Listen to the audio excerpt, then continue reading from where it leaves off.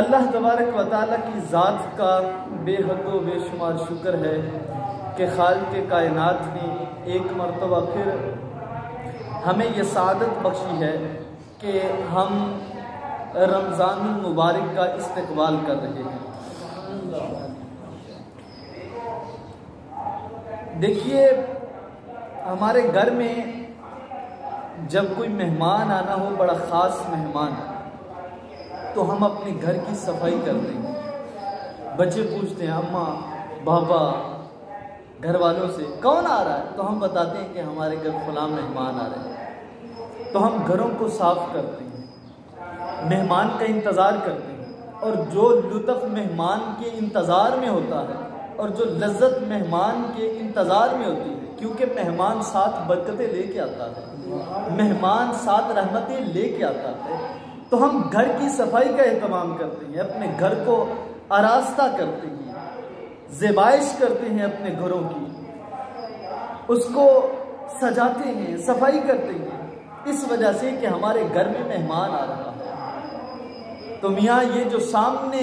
رمضان المبارک ہے، یہ بھی ہماری طرف ایک مہمان بن کے آ رہا ہے، تو اس کی یہ رحمت ساتھ لے کے آئے گا، یہ برکت ساتھ لے کے آئے گا۔ تو اس کی آمد سے پہلے بھی ہم گھروں میں جا کے اپنے گھر والوں سے کہے کہ گھر کو صاف کیا جائے، اس کو سجایا جائے، تاکہ رمضان کی جو برکتیں ہیں، جو اس کی رحمتیں ہیں، وہ مزید ہم سمیٹ سکیں اور اس کی آمد کا ادب اور اس کے استقبال کا احترام کر سکیں۔ تو یہ ایک بڑا خاص مہمان ہے جو اسلامی سال ہے۔ اگر اس کے ماہ دیکھے جائیں، چونکہ ایک سال میں 12 مہینے ہوتے ہیں، تو اگر سال کے 12 مہینوں کو 2 میں تقسیم کریں، یعنی آدھا کریں، تو 6 ہو گئے، اور 6 میں سے پہلے 6 میں سے تیسرا مہینہ ربیع الاول جو ہے، اس میں اللہ تبارک و تعالیٰ نے حضور کی صورت مومنوں کو ایک نعمت عطا فرمائی، اور دوسرے 6 جو ہیں ان کو اگر دیکھا جائے تو ان میں تیسرا رمضان المبارک ہے، اور اس میں اللہ تبارک و تعالیٰ نے قرآن کی صورت مومنوں کو نعمت عطا فرمائی۔ اور یہ جو آنے والا مہینہ ہے رمضان المبارک، حضور صلی اللہ علیہ وآلہ وسلم اس ماہ کی آمد سے پہلے اصحاب میں بیٹھ کے میرے آقا واعظ و نصیحت فرمایا کرتے تھے، اور رمضان المبارک کی فضیلت کو بیان فرمایا کرتے تھے، اور اس کے جو مسائل ہیں اس کو بیان فرمایا کرتے تھے۔ اور یہ ایک سال نہیں ہوتا تھا، یہ ہر سال ایسے ہوتا تھا، ہر سال حضور صلی اللہ علیہ وسلم اس کی تاکید فرماتے ہیں، اس کی فضیلت کو بیان کرتے ہیں۔ اس کا مطلب یہ ہے کہ اگر کوئی حضرت یا مولانا صاحب ایک بات کو دوسری مرتبہ کر دے تو یہ نہیں کہنا چاہیے کہ یہ تو ایسا سنیا نے تجھے روشن وہی سنائی جاتے ہیں، یہ نہیں کہنا چاہیے، اس وجہ سے کہ اللہ تبارک و تعالیٰ نے قرآن میں ارشاد فرمایا فَذَكِّرْ فَإِنَّ الذِّكْرَ تَنفَعُ الْمُؤْمِنِينَ، فرمایا اے پیارے محبوب صلی اللہ علیہ وآلہ وسلم لوگوں کو نصیحت فرمائیں مومنوں کو، اس وجہ سے کہ نصیحت سے مومنوں کو فائدہ ہوتا ہے۔ تو اگر نصیحت کے لیے ہر روز کوئی بات کہی جاتی ہے تو اس کو سننا چاہیے، اور ایک دوست کا دوست پہ حق بھی ہے، یہ میں دوست کا دوست پہ حق بتا رہا ہوں، ایک دوست کا دوسرے دوست پہ حق یہ ہے کہ اگر ایک دوست کوئی بات کرتا ہے نا اور سامنے سننے والے نے اس بات کو پہلے سنا ہو تو وہ یہ نہ کہے کہ میں نے پہلے بھی اس بات کو سنا ہے تم پھر سنا رہے ہو۔ میرے آقا نے فرمایا یہ نہیں تم نے کرنا، یہ اس کا ادب نہیں۔ ادب یہ ہے کہ اگر وہ بات سنا رہا ہے تو تم پھر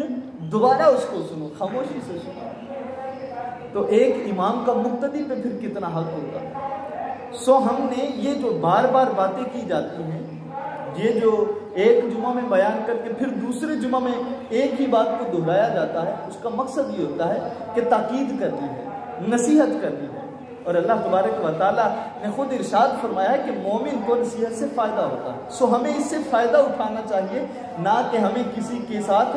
جو ہے وہ تنقید والا معاملہ کرنا چاہیے۔ تو یہ آنے والا جو مہینہ ہے رمضان، حضور خود اس کے استقبال کا اہتمام فرمایا کرتے تھے، حضور اس کا استقبال فرماتے تھے، اور اس طرح فرماتے تھے کہ حضور صلی اللہ علیہ وآلہ وسلم اصحاب کو واضح و نصیحت فرماتے ہیں، اس کی فضیلت کے بارے میں ارشاد فرماتے ہیں۔ یہ جو رمضان ہے، یہ رمضان لفظ نکلا ہے جلنے جلانے سے، جلنے اور جلانے سے، یہ رمضان جو لفظ ہے۔ اور علماء نے لکھا ہے کہ لِأَنَّهُ يَرْمَدُ الذُّنُوبَ، یہ رمضان کا مہینہ جو ہے اس کو رمضان اس وجہ سے کہتے ہیں کہ اس مہینے میں لوگوں کے گناہ جلا دیے جاتے ہیں، گناہوں کو جلا دیا جاتا ہے،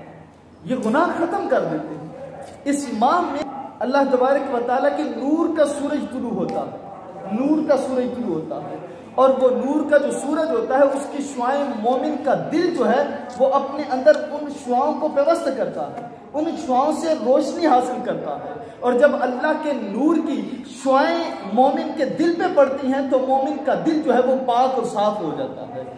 گناہوں سے پاک ہو جاتا ہے، گناہوں سے صاف ہو جاتا ہے، گناہوں سے صاف ہوتا ہے۔ تو اس وجہ سے اس ماہ کو رمضان کہا جاتا ہے۔ اس ماہ میں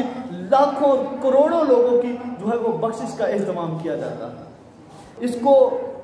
شہر مبارک بھی کہا جاتا ہے، یعنی ماہ مبارک، ماہ مبارک، ماہ عظیم، ماہ مواصلات، یعنی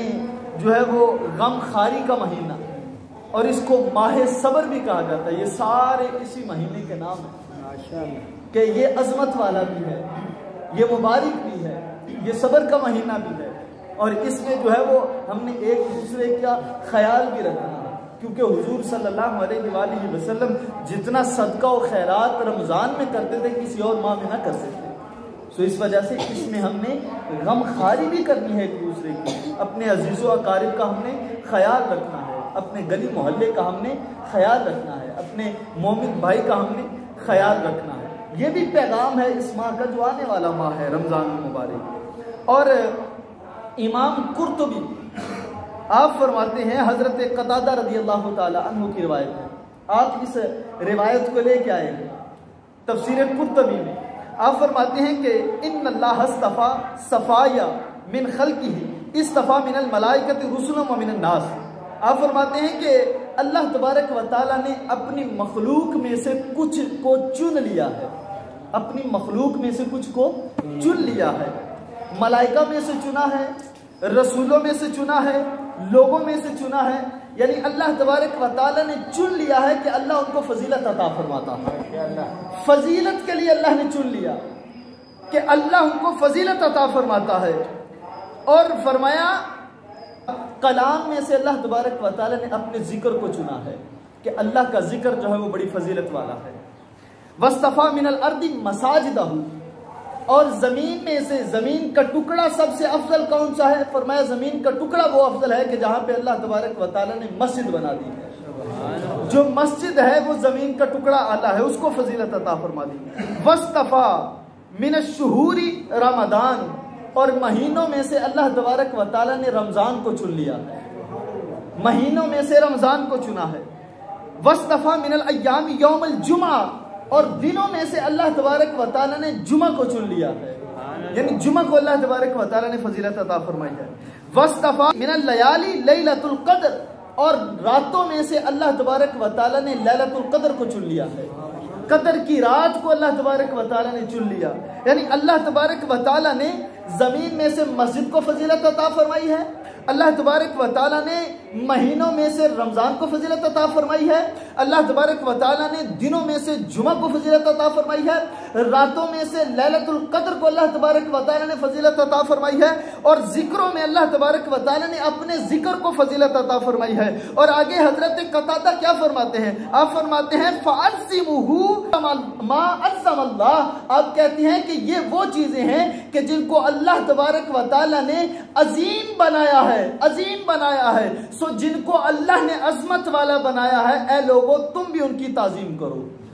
تم بھی ان کی تعظیم کرو، مسجد کی تعظیم کرو، اللہ کے ذکر کی تعظیم کرو، ماہ رمضان کی تعظیم کرو، جمعہ کے دن کی تعظیم کرو، اور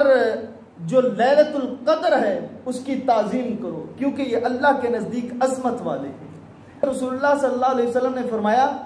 اگر ایمان اور احتساب کے ساتھ تم رمضان کو گزار لیتے ہو، اس کے روزے رکھ لیتے ہو، من ساما رمضان ایمانا و احتسابا غفر له ما تقدم من ذنبه۔ آقا نے فرمایا اگر ایمان اور احتساب کے ساتھ تم نے رمضان کو گزار لیا تو پہلے جتنے تم نے گناہ کیے ہوں گے اللہ تبارک و تعالیٰ ان کو معاف فرما دے گا، ان کو معاف کر دیا جائے گا۔ اور امام ربانی آپ مکتوبات میں لکھتے ہیں، آپ فرماتے ہیں کہ یہ جو رمضان ہے یہ پورے سال کا نمونہ ہوتا ہے۔ جیسے تم نے رمضان گزارا ہے ایسے ہی اللہ تبارک و تعالیٰ تمہیں توفیق عطا فرما دے گا کہ پورا سال بھی تمہارا ویسے ہی گزرے گا۔ اگر ہم نے رمضان اللہ کی یاد میں گزارا تو پورا سال اللہ کی یاد میں گزرے گا۔ اگر رمضان راتوں کو قیام کر کے گزارا تو پورا سال پھر اسی طرح گزرے گا۔ بلکہ آپ فرماتے ہیں کہ اگر کوئی یہ چاہتا ہے اور یہ کہتا ہے کہ مجھ سے نماز کی پابندی نہیں ہوتی تو ایک ماہ جو رمضان کا مہینہ ہے اگر اس میں تم کوشش کر لو، ہمت کر لو کہ اس پورے ماہ میں نماز کوئی نہ چھوڑو پورے ماہ میں، تو اللہ تبارک و تعالیٰ کے فضل و کرم سے پورے سال میں بھی تم سے نماز کوئی نہیں چھوٹے گی۔ پورے سال میں بھی تم سے نماز ہے۔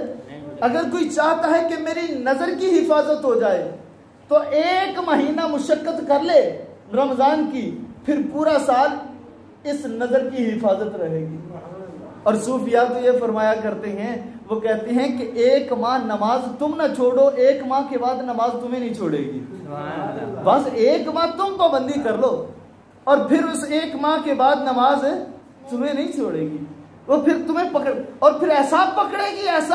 گی کہ دنیا میں بھی فائدہ دے گی، کل قیامت کے روز بھی فائدہ دے گی، قیامت کے روز بھی فائدہ دے گی۔ ایک مہینہ تم مشقت کر لو، تھوڑی سی برداشت کر لو تو اللہ تبارک و تعالیٰ کرم کر دے گا۔ تو جیسے آپ نے ایک ماہ یہ رمضان کا گزارنا ہے پورا سال پھر ویسے گزرے گا انشاءاللہ العزیز۔ حضور صلی اللہ علیہ وآلہ وسلم نے اس ماہ کے بارے میں یہ ارشاد فرمایا ہے کہ اس کی فضیلت ایسی فضیلت ہے کہ اللہ تبارک و تعالیٰ اس ماہ میں روزہ دار کو دو خوشیاں نصیب فرماتا ہے۔ ایک خوشی اس وقت کہ جب وہ افطار کرتا ہے، روزے کو افطار کرتا ہے، اور پھر اگر میرے آقا نے فرمایا کہ اس افطار کے وقت جو تم دعا مانگو گے اللہ تبارک و تعالیٰ تمہاری اس دعا کو بھی قبول فرمائے گا۔ اچھا بڑی عجیب سی بات ہے، ہم کبھی دیکھیں اور کبھی سوچیں، اپنے ارد گرد دیکھیں، کبھی کسی کے پیر نے کسی کو کہا ہونا کہ اس وقت میں دعا مانگنا تمہاری دعا اللہ قبول کرے گا، تو ہم بڑا انتظار کرتے ہیں اس وقت کا، اور کہتے ہیں نہیں یار ایس وقت ایسا دعا ضرور مانگنی، پیر صاحب نے آکھیا، پیر صاحب نے فرمایا اس وقت دعا مانگو گے تو اللہ دعا قبول کرے گا۔ بھائی افطار کے وقت دعا مانگو اللہ دعا قبول کرے گا، یہ پیروں کے پیر نے کہا ہے، یہ پیروں کے پیر نے کہا ہے۔ میاں ہم پیر کی بات مانتے ہوئے ایک سورہ پڑھ کے دعا کرتے ہیں اسی وقت، نہیں سورج جلا غروب ہے، پیر صاحب نے فرمایا سورج غروب ہوئے گا تو پھر پڑھنی، سورج چڑھے گا تو پھر پڑھنی، سورج سیر تے آئے گا تو پھر پڑھنی، حالانکہ عصر دی نماز نہیں ہوئی، عصر دی نماز ہوئے گی تو پھر پڑھنی۔ یار پیر پہ ہمیں اتنا اعتبار ہے تو جو پیروں کے پیر مصطفیٰ کریم صلی اللہ علیہ وسلم کی ذات، ان کی ذات پہ ہمیں اعتبار نہیں، تو میرے آقا نے فرمایا کہ افطار کے وقت تم دعا جو مانگو گے اللہ تبارک و تعالیٰ وہ دعا قبول فرمائے گا۔ سو ہم نے افطار کے وقت اس ماہ میں ہم نے افطار کے وقت خاص طور پہ دعا کرے، جلدی نہیں کرنا، ہمیں کچھ جلدی بھی ہوتی ہے، اور عین اس وقت ہم اپنے ٹیبل پہ چیزیں رکھتے ہیں کہ جب روزہ کھلنے کا وقت ہوتا ہے، یا بستر پہ پڑے ہوں گے نہیں یار مجھے تو روزہ لگ رہا، یہ کہنا کہ مجھے روزہ لگ رہا ہے، مجھے پیاس کی شدت ہے، میں نے صبح کھایا کچھ نہیں تھا، تھوڑا کھایا کم کھایا، یہ کہنا یہ رمضان کی قدر کرنا نہیں یاد رکھیے گی، یہ بے قدری ہے رمضان کی، یہ رمضان کی بے قدری ہے۔ رمضان میں رب سے نہ مانگنا یہ رمضان کی بے قدری ہے۔ افطار کے وقت تم اگر اپنے ہاتھوں کو اٹھا کے رب سے نہیں مانگتے تو رب کا کیا جائے گا؟ جائے گا تو ہمارا ہی نا، اللہ کا تو کچھ نہیں جانا، رسول اللہ صلی اللہ علیہ وسلم کا تو کچھ نہیں جانا، جائے گا ہمارا۔ ایک ایسا وقت ہم سے چلا جائے گا کہ جس وقت میں اللہ دعاؤں کو رد نہیں فرماتا۔ سو ہم نے اس ماہ میں یہ کوشش کرنی ہے کہ ہم بڑے اس ماہ کو اہتمام اور انتظام کے ساتھ گزاریں۔ یہ میرے سامنے سنن نسائی ہے، رسول اللہ صلی اللہ علیہ وآلہ وسلم کا ایک فرمان ہے۔ آقا صلی اللہ علیہ وآلہ وسلم نے ارشاد فرمایا، یہ حضرت عرفجہ بیان کرتے ہیں، وہ کہتے ہیں کہ ہم ایک گھر میں تھے اور وہاں پہ حضرت عتبہ بن فرقد وہ بھی موجود تھے، اور وہ ایک آپ کہتے ہیں کہ میں ایک حدیث بیان کرنا چاہتا تھا، لیکن حضرت عتبہ بن فرقد جو ہیں وہ بھی وہاں پہ تھے، تو چونکہ وہ ایک عظیم صحابی تھے تو میں نے جرت نہ کی کہ میں ان کے سامنے بیان کروں، اور پھر انہوں نے اسی حدیث کو بیان کیا۔ اور کیا نقل کرتے ہیں اور کیا فرماتے ہیں؟ وہ کہتے ہیں کہ رسول اللہ صلی اللہ علیہ وآلہ وسلم نے فرمایا تفتح فیہ ابواب السماء، کہ جب رمضان کا مہینہ آتا ہے تو اللہ تبارک و تعالیٰ آسمان کے دروازے کھول دیتا ہے۔ سبحان اللہ۔ اور اس سے پیچھے ایک روایت ہے وہ بھی انہی سے ہے، اور وہاں پہ لفظ ہے تفتح فیہ ابواب الجنہ۔ رسول اللہ صلی اللہ علیہ وآلہ وسلم نے فرمایا یہ جو رمضان کا مہینہ ہے جب یہ داخل ہوتا ہے، جب یہ آتا ہے تو اللہ تبارک و تعالیٰ جنت کے دروازے کھول دیتا ہے۔ تفتح فیہ ابواب الجنہ تفتح فیہ ابواب السماء وتغلق فیہ ابواب النار، اور جہنم کے دروازے بند کر دیے جاتے ہیں۔ ویصفد فیہ کل شیطان، اور فرمایا شیطان جو ہیں وہ جکڑ دیے جاتے ہیں، وہ پابند سلاسل کر دیے جاتے ہیں۔ مرید ینادی مناد کل لیلۃ، اور ساری رات جب رمضان داخل ہوتا ہے اور رمضان کی ہر رات ایک ندا کرنے والا ندا کرتا ہے، کیا کہتا ہے؟ یا طالب الخیر ہلما، ہے کوئی خیر کا متلاشی، ہے کوئی بلائی کو تلاش کرنے والا، آؤ آج اس کو بلائی عطا کی جائے گی، اس کو بلائی عطا کی جائے گی۔ وَيَا طَالِبَ الشَّرِّ أَمْسِكْ، اور جو برائی کو تلاش کرنے والا ہے وہ رک جائے، وہ ٹھہر جائے، برائی نہ کرے۔ اچھائی کو تلاش کرنے والوں آگے بڑھو، اور برائی کو تلاش کرنے والوں رک جاؤ۔ یہ آقا صلی اللہ علیہ وآلہ وسلم نے فرمایا۔ تو کیا ہی خوبصورت فرمان ہے کہ جنت کے دروازے کھول دیے جاتے ہیں، جہنم کے دروازے بند کر دیے جاتے ہیں، آسمان کے دروازے کھول دیے جاتے ہیں، شیاطین کو جکڑ دیا جاتا ہے۔ سننے والا یہ سوال کر سکتا ہے کہ جب شیطان کو جکڑ دیا جاتا ہے تو پھر بھی رمضان میں کچھ لوگ جو ہیں وہ روزہ کیوں نہیں رکھتے؟ پھر بھی رمضان میں کچھ لوگ جو ہیں وہ برائیاں کرتے ہوئے کیوں دکھائی دیتے ہیں؟ بھئی جب شیطان جکڑ دیا گیا، جب شیطان ہے نہیں تو پھر یہ ایسا حال کیوں ہوتا ہے؟ تو بھئی اس کا جواب سیدھا سا ہے کہ اب شیطان ہماری رگوں میں اس طرح پیوست ہو چکا ہے اور ہمارے خونوں میں اتنا وہ دوڑ چکا ہے اور ہمیں برائی کی طرف اتنا وہ راغب کر چکا ہے کہ اتنی جلدی اس کا اثر ختم ہونے والا نہیں ہے۔ آپ کبھی کسی لوہے کو ایک آگ کے اندر رکھیں اور آگ کے اندر اس کو گرم کریں، کیا آگ سے نکالتے ہی وہ لوہا جو ہے وہ ٹھنڈا ہو جائے گا؟ آگ سے نکالتے ہی لوہا ٹھنڈا نہیں ہوگا، اس کو وقت لگے گا ٹھنڈا ہونے میں۔ تو ایسے ہی شیطان جب نکلتا ہے تو ابھی اس کا جو شر ہے وہ انسان کے اندر ہوتا ہے، تو ابھی اس کو نکلنے میں وقت لگے گا، اتنی جلدی وہ نہیں نکلے گا۔ تو اگر ہم اس سے بچنا چاہتے ہیں، ہم چاہتے ہیں کہ ہم صحیح معنوں میں اس مہینے سے جو ہے وہ برکتیں حاصل کریں اور رحمتیں حاصل کریں، تو ہمیں کوشش کرنی چاہیے کہ وہ اعمال کریں ہی نہیں کہ جن کی وجہ سے اللہ تبارک و تعالیٰ اس رمضان کی برکتیں ہمیں نہ نصیب فرمائے۔ تو یہ آقا صلی اللہ علیہ وآلہ وسلم کا فرمان ہے کہ آقا صلی اللہ علیہ وسلم نے فرمایا کہ جنت کے دروازے کھول دیے جاتے ہیں، جہنم کے دروازے بند کر دیے جاتے ہیں۔ چونکہ میں وہ پہلے بیان کر رہا تھا کہ آقا نے فرمایا کہ روزہ دار کو دو خوشیاں نصیب ہوتی ہیں، ایک خوشی اس وقت کہ جب وہ روزہ افطار کرتا ہے، اور دوسری خوشی اس وقت ہوگی کہ جب وہ کل قیامت کے روز اللہ کا دیدار فرمائے گا، جب اللہ کا دیدار کرے گا، دوسری خوشی وہ ملے گی اس کو۔ تو کتنی بڑی سعادت ہے، کتنی بڑی خوش نصیبی ہے۔ تو میں نے شروع میں یہ گزارش کی تھی کہ رمضان کے استقبال کے لیے اپنے اپنے گھروں کی صفائی کی جائے، اپنے گھروں کو صاف کیا جائے۔ اب یہ جو اللہ تبارک و تعالیٰ کی طرف سے ہمارے پاس مہمان آ رہا ہے، اس مہمان کا استقبال کیا جائے اور صحیح معنوں میں استقبال کیا جائے۔ بچے پوچھے اماں ابا یہ صفائیاں کیوں ہو رہی ہیں، ان کو بتایا جائے کہ بیٹا اس وجہ سے کہ اللہ کا مہمان رمضان آ رہا ہے،